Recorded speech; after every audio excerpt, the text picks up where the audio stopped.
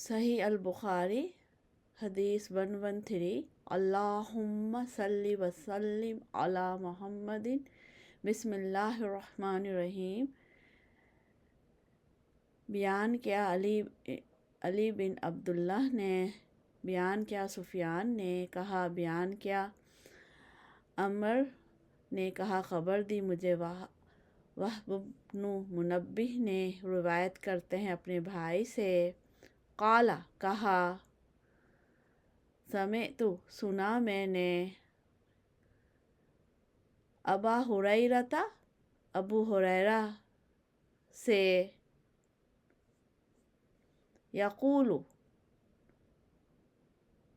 وہ کہتے ہیں، ما نہیں، من اصحاب النبی، اصحاب نبی صلی اللہ علیہ وسلم میں سے، احد کوئی ایک، اکثر زیادہ، حدیثاً حدیث بیان کرنے والا، عنہ ان سے، منی میرے علاوہ، یا مجھ سے،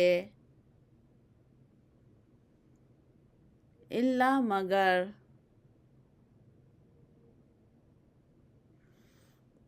ما جو، کانا تھے،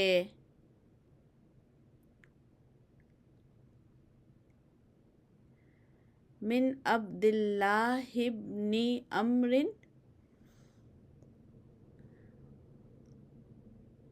عبداللہ بن عمر، فَإِنَّهُ پس بے شک وہ، کانا تھے،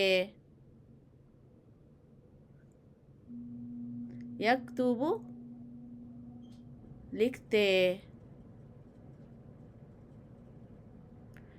ولا اور نہیں،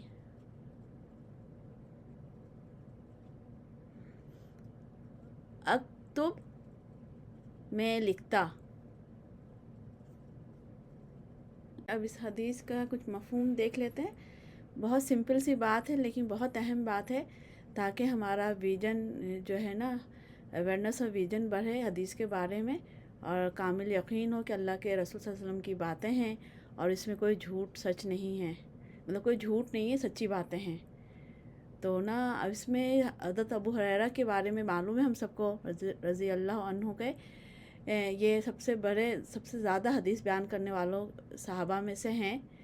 تو وہ بھی دلیل دے رہے ہیں کہ اللہ کے نبی کے دور میں اس کے بعد بھی تدوین حدیث، یعنی حدیث کے لکھنے کا کام، اس دلیل میں یہ حدیث ہے کہ کام جو ہے شروع ہوا تھا، اور عبداللہ بن عمر وہ جو ہے لکھا کرتے تھے۔